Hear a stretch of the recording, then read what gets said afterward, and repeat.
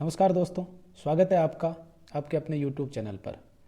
आज हम चर्चा करेंगे राज्य मंत्रिपरिषद से संबंधित महत्वपूर्ण प्रश्नों पर। यानी राज्य मंत्रिपरिषद से संबंधित कौन कौन से ऐसे प्रश्न हैं जो आने वाले एग्जामों में आपसे पूछे जा सकते हैं। तो चलिए शुरू करते हैं। पहला प्रश्न है, राज्य मंत्रिपरिषद का उल्लेख भारतीय संविधान के किस भाग में किया गया है। यानी हमें वो भाग बताना है जिसमें राज्य मंत्रिपरिषद का उल्लेख मिलता है। तो आपका आंसर हो जाएगा ऑप्शन नंबर 3, यानी भारतीय संविधान के भाग 6 में उल्लेख किया गया है राज्य सरकार का।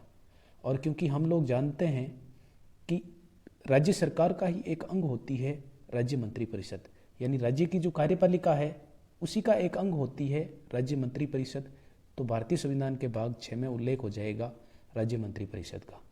अगला प्रश्न है, राज्य मंत्रिपरिषद का उल्लेख संविधान के किस अनुच्छेद में है। यानी हमें संविधान का वो अनुच्छेद बताना है जिस अनुच्छेद में राज्य मंत्रिपरिषद का उल्लेख किया गया है।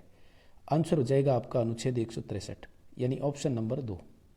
अब बात करते हैं अनुच्छेद 163 की।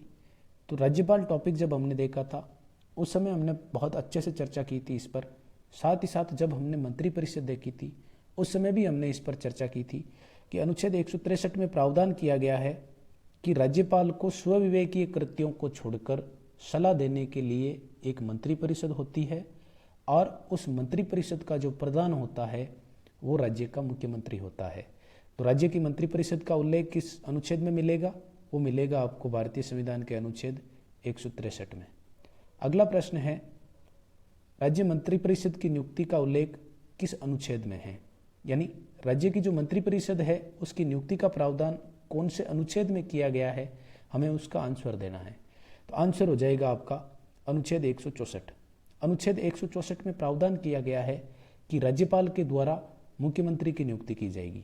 यानी राज्यपाल पहले नियुक्ति करेंगे मुख्यमंत्री की और फिर मुख्यमंत्री के द्वारा सलाह दी जाएगी राज्यपाल को और मुख्यमंत्री की सलाह पर राज्यपाल के द्वारा अन्य मंत्रियों की नियुक्ति की जाएगी। यानी राज्य की जो मंत्रिपरिषद है उसकी नियुक्ति का जो उल्लेख मिलता है वो भारतीय संविधान के अनुच्छेद 164 में मिलता है। ऑप्शन हो जाएगा आपका 3। अगला प्रश्न है, राज्य मंत्रिपरिषद की नियुक्ति किसके द्वारा की जाती है। यानी हमें यह बताना है कि राज्य की जो मंत्रिपरिषद है उसकी नियुक्ति कौन करते हैं। तो अभी अभी हमने देखा है कि भारतीय संविधान का अनुच्छेद 164 ये प्रावधान करता है कि मुख्यमंत्री की नियुक्ति राज्यपाल के द्वारा की जाएगी और मुख्यमंत्री की सलाह से अन्य मंत्रियों की नियुक्ति भी राज्यपाल के द्वारा होगी। इसलिए हमारा आंसर हो जाएगा ऑप्शन नंबर 2।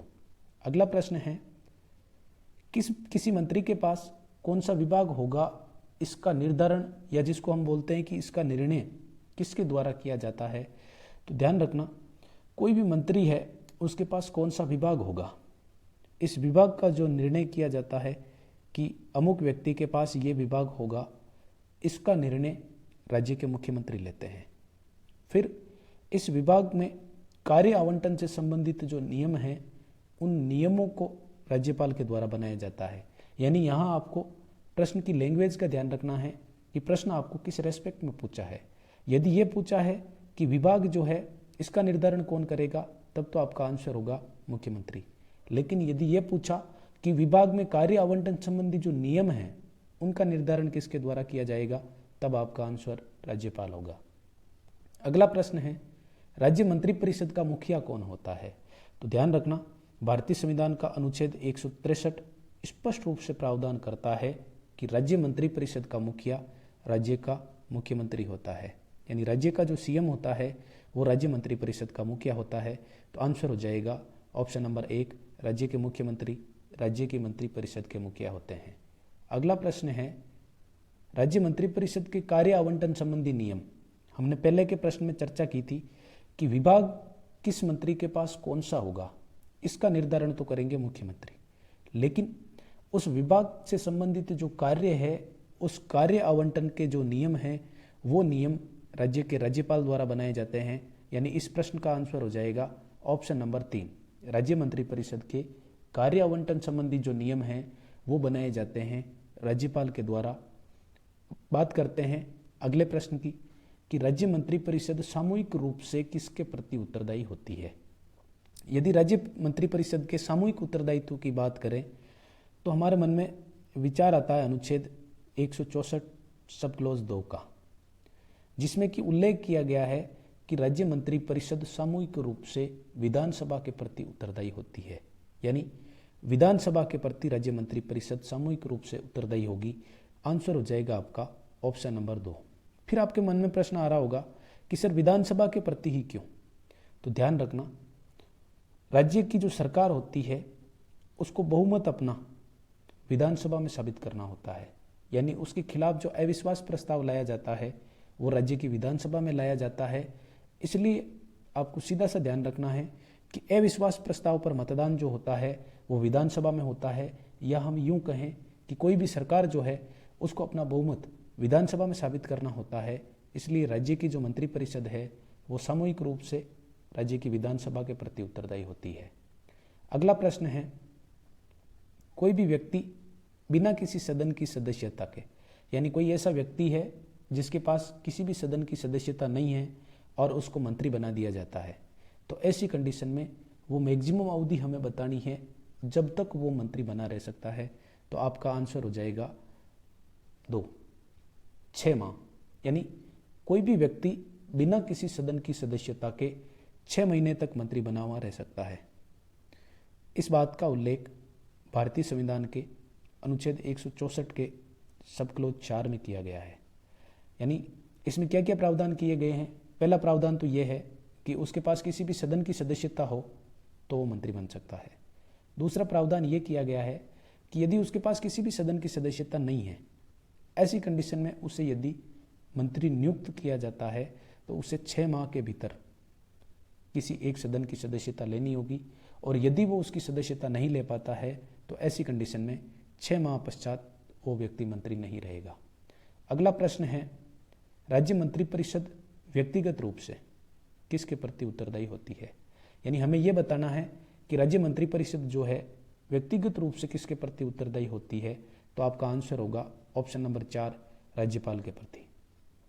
अब आपके मन में आ रहा होगा कि राज्यपाल के प्रति व्यक्तिगत रूप से कैसे उत्तरदायी होती है। तो बात करेंगे हम अनुच्छेद 164 सब क्लॉज 1 की, जिसमें उल्लेख किया गया है कि राज्य मंत्रिपरिषद की नियुक्ति मुख्यमंत्री की सलाह पर राज्यपाल के द्वारा की जाएगी और ये राज्यपाल के प्रसाद पर्यंत अपना पद धारण करेंगे। इसका तात्पर्य ये हुआ कि राज्यपाल जो है उसको किसी मंत्री को हटाने का अधिकार होता है। यानी आप बोलोगे कि सर किसी भी मंत्री को ऐसे ही हटा देंगे क्या? तो ध्यान रखना, पूरी मंत्रिपरिषद को जब बर्खास्त करने की बात आती है तो वो बात आती है कि मान लो सरकार के पास बहुमत नहीं है, ऐसी कंडीशन में राज्यपाल मंत्रिपरिषद को बर्खास्त कर सकता है।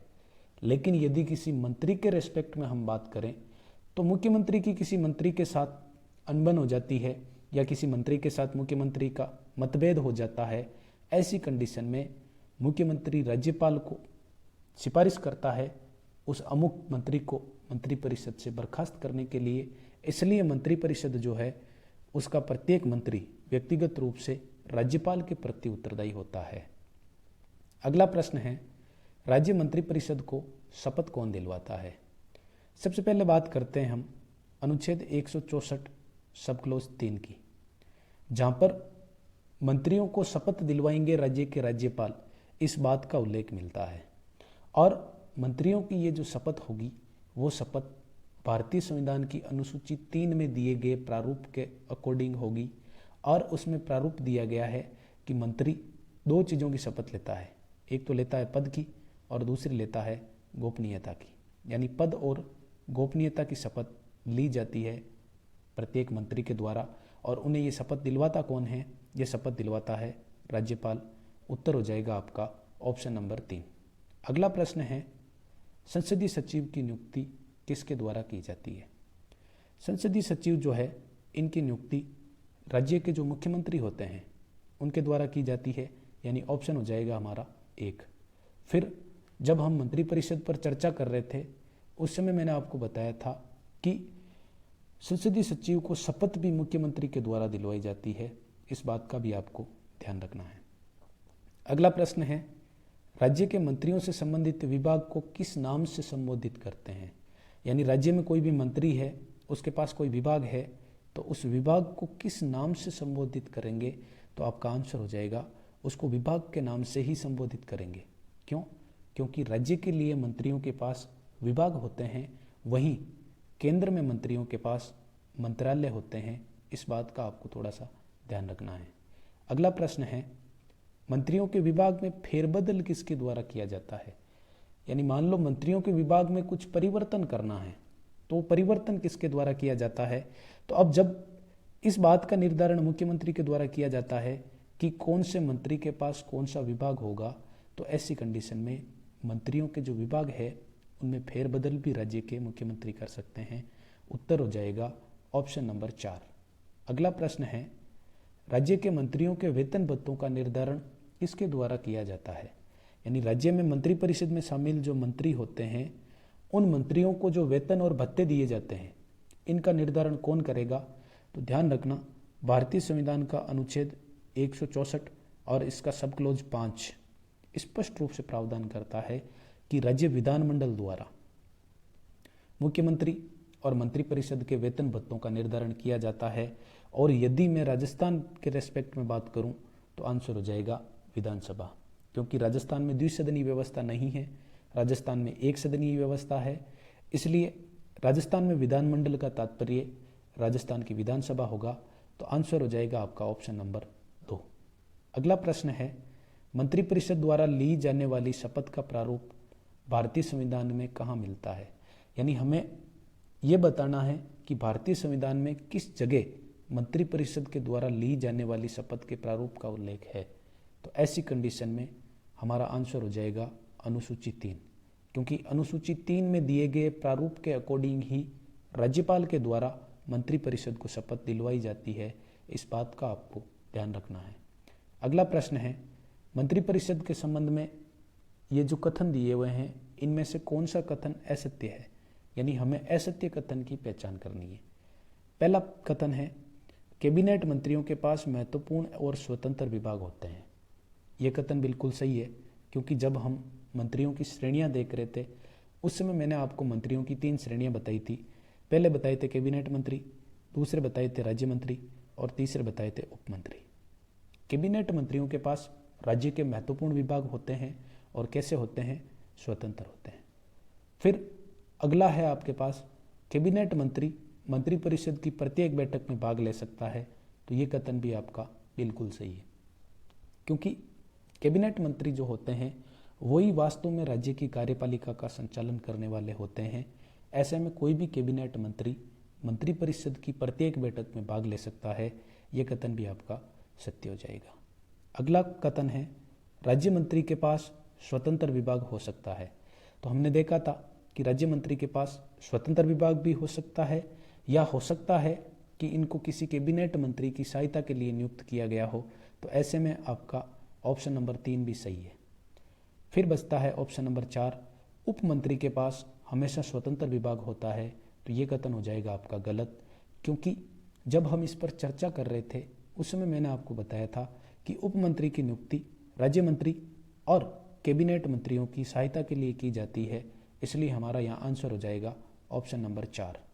अगला प्रश्न है, एक मंत्री मंत्रिपरिषद के खिलाफ लाए गए अविश्वास प्रस्ताव पर मतदान कर सकता है यदि वे, यानी एक मंत्री मंत्रिपरिषद के खिलाफ लाए गए अविश्वास प्रस्ताव पर मतदान कब करेगा?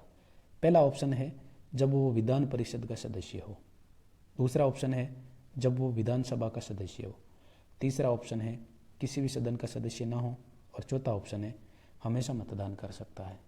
तो ध्यान रखना, मंत्रिपरिषद के खिलाफ अविश्वास प्रस्ताव हमेशा कहाँ लाया जाता है?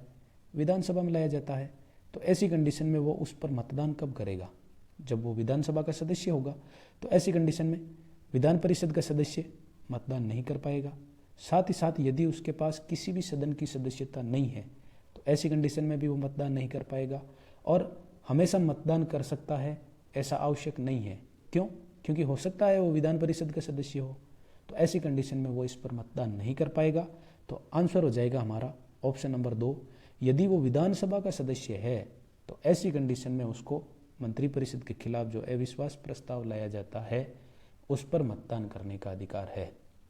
अगला प्रश्न है, राज्य के मंत्रियों व राज्य के महाधिवक्ता के लिए विधानमंडल के सदनों के संदर्भ में विशेष प्रावधान, यानी विधानमंडल के जो सदन हैं उनके संदर्भ में मंत्रियों और महाधिवक्ता को क्या क्या विशेष प्रावधान उपलब्ध है, उनका उपबंध करने वाला अनुच्छेद कौन सा है?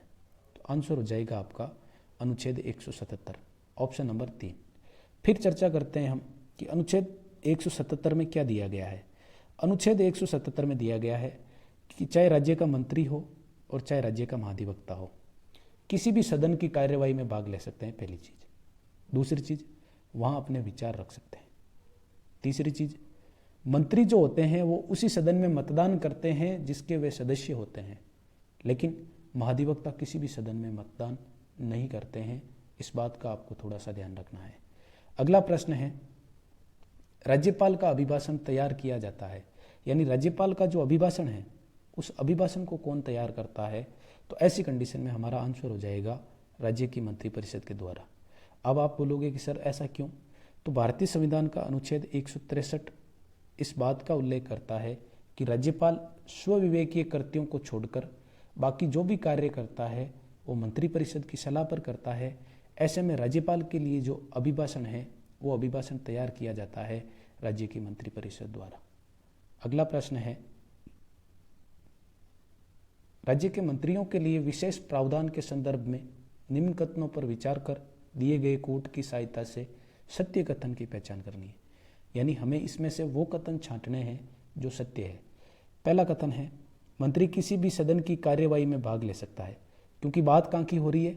विशेष प्रावधानों की हो रही है कि राज्य के जो मंत्री है उनको सदन के रेस्पेक्ट में जो विशेष प्रावधान प्राप्त है या जो विशेष अधिकार प्राप्त है, उन अधिकारों के रेस्पेक्ट में हमने देखा था अनुच्छेद 177 प्रावधान करता है कि मंत्री किसी भी सदन की कार्यवाही में भाग ले सकता है। इसका मतलब पहला कथन सत्य है। दूसरा कथन, किसी भी सदन में मतदान कर सकता है, तो ये कथन आपका गलत हो जाएगा, क्योंकि मंत्री उसी सदन में मतदान करता है जिस सदन का वो सदस्य होता है। अगला कथन है, मंत्री किसी भी सदन में अपने विचार रख सकता है, तो ये कथन भी आपका सही हो जाएगा, क्योंकि विचार वो अपने किसी भी सदन में रख सकता है।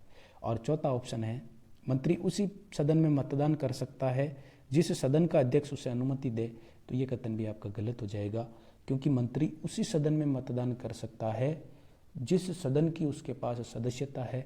तो हमारा उत्तर हो जाएगा ऑप्शन 1 और 3, जो कि दिए हुए हैं ऑप्शन नंबर 2 में। 1 व 3 सत्य कथन है। अगला प्रश्न है, वर्तमान जो राज्य मंत्रिपरिषद है उसमें मुख्यमंत्री सहित कुल मंत्रियों की संख्या कितनी है? यानी वर्तमान में राजस्थान की जो मंत्रिपरिषद है उसमें मुख्यमंत्री को मिलाकर कुल कितने मंत्री है? तो ध्यान रखना, एक तो अभी राजस्थान के लिए मुख्यमंत्री, एक उप मुख्यमंत्री, 2 तो ये हो गए। इन 2 के साथ साथ 13 है कैबिनेट मंत्री और 10 है राज्य मंत्री, यानी कुल यदि हम बात करें तो 23 और 2 25, यानी राजस्थान की जो वर्तमान मंत्रिपरिषद है उसमें वर्तमान में कितने मंत्री शामिल हैं मुख्यमंत्री और उप मुख्यमंत्री सहित? तो वो आंसर हो जाएगा आपका 25, यानी 25 मंत्री अभी राजस्थान की जो मंत्रिपरिषद है वर्तमान उसमें शामिल है। अगला प्रश्न है आप लोगों के लिए कि राजस्थान की वर्तमान मंत्रिपरिषद में महिला मंत्रियों की संख्या कितनी है? तो ध्यान रखना, वर्तमान राजस्थान की जो मंत्रिपरिषद है इसमें महिला मंत्रियों की संख्या केवल 1 है। केवल 1 महिला मंत्री बनाई गई है और वो भी राज्य मंत्री बनाई गई है। फिर आपके मन में प्रश्न आ रहा होगा कि ये जो महिला राज्य मंत्री बनाई गई है उस महिला का क्या नाम है? तो ध्यान रखना, उस महिला का नाम है ममता भूपेश। फिर अब क्योंकि एक ही महिला मंत्री है तो ऐसी कंडीशन में इनका जो विधानसभा क्षेत्र है उसको लेकर आपसे प्रश्न पूछा जा सकता है। तो ऐसी कंडीशन में ममता भूपेश का जो विधानसभा क्षेत्र है वो विधानसभा क्षेत्र है इनका सिकराई, जो कि दौसा में पड़ता है, यानी सिकराई दौसा से ये विधायक हैं। और इनके पास जो मंत्रालय है या जो विभाग है, सॉरी मंत्रालय शब्द आ गया, इनके पास विभाग है महिला एवं बाल विकास विभाग, और इसका स्वतंत्र प्रभार है इनके पास। महिला एवं बाल विकास विभाग जो है इसका स्वतंत्र विभाग है किसके पास? ममता भूपेश के पास। इस बात का आपको ध्यान रखना है। उत्तर हो जाएगा आपका ऑप्शन नंबर 2 कि वर्तमान राज्य की जो मंत्रिपरिषद है उसमें केवल 1 महिला मंत्री शामिल है। अगला प्रश्न है, सुमेलित करना है, यानी एक तरफ आपको मंत्री दिए गए हैं और दूसरी तरफ उनसे संबंधित विभाग दिया गया है। तो सबसे पहले बात करते हैं हम बीडी कल्ला। बीडी कल्ला जो है उनके पास वर्तमान में ऊर्जा मंत्रालय है, यानी बीडी कल्ला के पास वर्तमान में ऊर्जा विभाग है और ये वर्तमान राजस्थान की जो मंत्रिपरिषद है उसमें कैबिनेट मंत्री है। यानी बीडी कल्ला वर्तमान मंत्रिपरिषद में कैबिनेट मंत्री है और इनके पास विभाग कौन सा है, तो आपका उत्तर हो जाएगा ऊर्जा विभाग। फिर ऊर्जा विभाग के अलावा इनके पास और कौन कौन से विभाग हैं, तो इनके पास एक दो पीएचडी विभाग है जिसको अपन हिंदी में बोलते हैं जन स्वास्थ्य एवं अभियांत्रिकी विभाग। साथ ही साथ इनके पास भूजल विभाग भी है। तो इस बात का आपको थोड़ा सा ध्यान रखना है कि भूजल विभाग और जन स्वास्थ्य अभियांत्रिकी विभाग भी किसके पास है, बीडी कल्ला के पास। तो ए सुमेलित हो जाएगा आपका 3 से।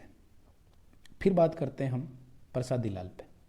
प्रसादी लाल भी राजस्थान की जो वर्तमान मंत्रिपरिषद है उस मंत्रिपरिषद में कैबिनेट मंत्री है और इनके पास जो विभाग है वो विभाग है उद्योग विभाग। यानी प्रसादी लाल के पास उद्योग विभाग है और उद्योग विभाग के साथ ही साथ इनके पास राजकीय उपक्रम विभाग भी है। इस बात का आपको ध्यान रखना है। तो बे किससे सुमेलित हो जाएगा, बे सुमेलित हो जाएगा 4 से। ए सुमेलित हो गया आपका 3 से, बे सुमेलित हो गया 4 से। फिर बात करते हैं प्रताप सिंह खाचरियावास की। प्रताप सिंह खाचरियावास भी आपके राज्य की जो मंत्रिपरिषद है उसमें कैबिनेट मंत्री के रूप में है और इनके पास जो विभाग है वो विभाग है परिवहन विभाग। यानी परिवहन विभाग में कैबिनेट मंत्री है अभी प्रताप सिंह खाचरियावास। परिवहन विभाग के अलावा इनके पास एक और विभाग भी है और वो विभाग है सैनिक कल्याण विभाग। तो ऑप्शन से जो है वो सुमेलित हो जाएगा किससे, 2 से। और पीछे बच गया आपके भंवर सिंह भाटी। भंवर सिंह भाटी जो है उनके पास उच्च शिक्षा विभाग है और ध्यान रखना भंवर सिंह भाटी जो है वो कैबिनेट मंत्री नहीं है, वो राज्य मंत्री है। यानी राज्य मंत्री के रूप में इनके पास उच्च शिक्षा विभाग का स्वतंत्र कार्यभार है। तो ये सुमेलित हो जाएंगे 1 से। यानी यदि हम ऑप्शन देखें तो 3 4 2 1, 3 4 2 1, यानी ऑप्शन नंबर 1 आपका सही आंसर हो जाएगा। बीडी कल्ला ऊर्जा विभाग, फिर प्रसादी लाल उद्योग विभाग, प्रताप सिंह खाचरियावास परिवहन विभाग, ये तीनों तो है कैबिनेट मंत्री और भंवर सिंह भाटी है राज्य मंत्री। इनके पास उच्च शिक्षा का स्वतंत्र कार्यभार है। इस बात का आपको ध्यान रखना है। अगला प्रश्न है सेम पहले वाले प्रश्न की तरह ही है, इसमें भी सुमेलित करना है। अशोक गहलोत इनके पास वित्त विभाग है, यानी ये सुमेलित हो जाएंगे 2 से। अब वित्त विभाग के अलावा इनके पास और भी बहुत सारे विभाग हैं, जैसे गृह मामलात विभाग हो गया, न्याय विभाग हो गया, आयोजना विभाग हो गया या आबकारी विभाग हो गया। तो ये सारे के सारे विभाग जो है वो मुख्यमंत्री अशोक गहलोत के पास है। फिर सचिन पायलट के पास जो विभाग है वो है विज्ञान एवं प्रौद्योगिकी विभाग। साथ ही साथ ये राजस्थान के उप मुख्यमंत्री भी है। यानी सचिन पायलट जो है वो सुमेलित हो जाएंगे 3 नंबर से कि इनके पास विज्ञान एवं प्रौद्योगिकी विभाग है। अब इस विभाग के अलावा इनके पास और कौन कौन से विभाग हैं, तो हो जाएंगे सार्वजनिक निर्माण विभाग भी इनके पास है, ग्रामीण विकास विभाग भी इनके पास है। साथ ही साथ ध्यान रखना आपको पंचायती राज विभाग भी सचिन पायलट के पास है, क्योंकि अभी जो पंचायती राज के चुनाव थे उनके स्थगित होने को लेकर थोड़ा सा चर्चा में रहे हैं। तो ऐसे में आपको इसका ध्यान रखना है कि सचिन पायलट के पास कौन सा विभाग है, विज्ञान एवं प्रौद्योगिकी विभाग। उसके बाद राजेंद्र यादव कैबिनेट मंत्री नहीं है, राज्य मंत्री है। तो इनके पास जो विभाग है वो विभाग है आपदा प्रबंध और सहायता विभाग, और ये भी स्वतंत्र प्रभार नहीं है। अब आपदा प्रबंध और सहायता विभाग हमने इसलिए लिया क्योंकि अभी वैश्विक महामारी का पूरा विश्व सामना कर रहा है, तो ऐसे में कहीं ना कहीं आपको कनेक्ट करके प्रश्न पूछा जा सकता है। तो फिर आपके मन में प्रश्न आ रहा होगा कि आपदा प्रबंध और सहायता विभाग जो है इसके फिर कैबिनेट मंत्री कौन है, तो ध्यान रखना भंवरलाल मेघवाल जो है वो इसके कैबिनेट मंत्री है और राजेंद्र यादव जो है वो इनके सहायक मंत्री के रूप में नियुक्त हैं। यानी इसमें हो जाएगा आपका राजेंद्र यादव आपदा एवं प्रबंधन विभाग, ऑप्शन नंबर 4 मिल जाएगा इससे। फिर है सुभाष गर्ग जो है वो भी आपके राज्य मंत्री हैं और उनके पास तकनीकी शिक्षा का स्वतंत्र प्रभार है। यानी राजेंद्र यादव जो थे उनके पास आपदा और प्रबंधन विभाग जो था वो सहायक मंत्री के रूप में था, लेकिन सुभाष गर्ग के पास तकनीकी शिक्षा विभाग का स्वतंत्र प्रभार है। इस बात का आपको ध्यान रखना है कि स्वतंत्र विभाग है तकनीकी शिक्षा का, और ये भी राज्य के जो मंत्रिपरिषद है उसमें राज्य मंत्री के रूप में नियुक्त है, यानी इनका हो जाएगा 1। अब यदि अपन उत्तर देखें तो 2 3 4 1, 2 3 4 1 ऑप्शन नंबर 3, 2 3 4 1 हमारा आंसर हो जाएगा ऑप्शन नंबर 3।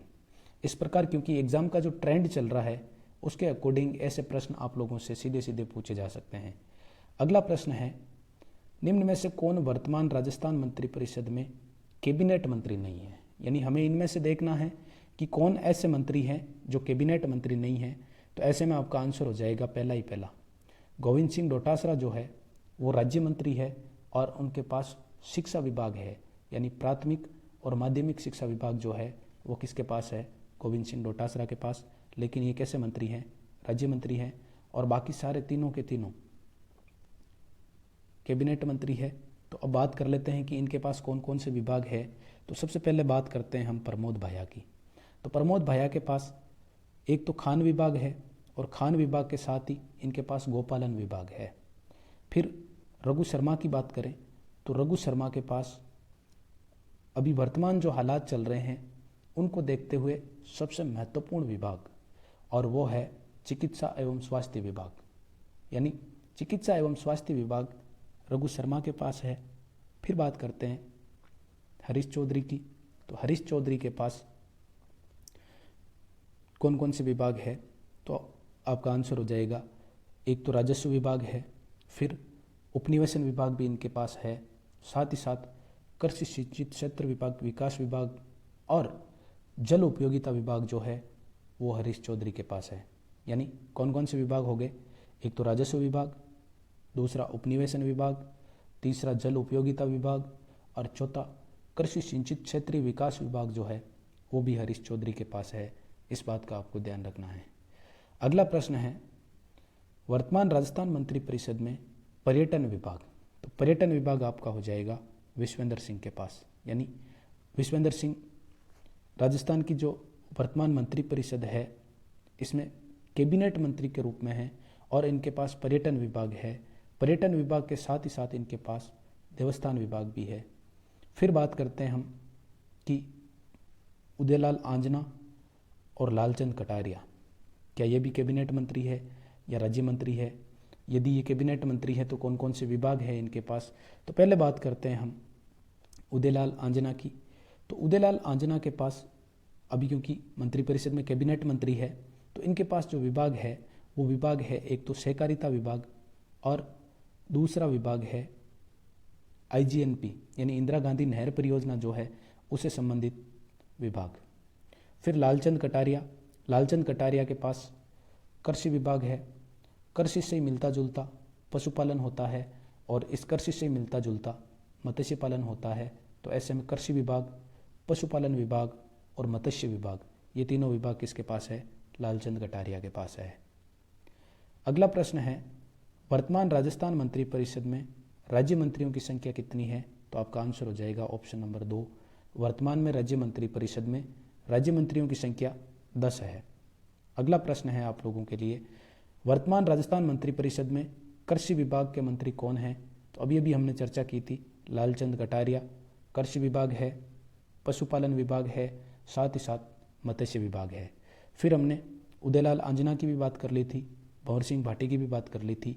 अब एक मंत्री बच गए हैं आपके, टीकाराम जूली। यानी हमें बात करनी है कि टीकाराम जूली के पास कौन सा विभाग है या ये किस प्रकार के मंत्री हैं, मंत्रियों की कौन सी श्रेणी के मंत्री हैं।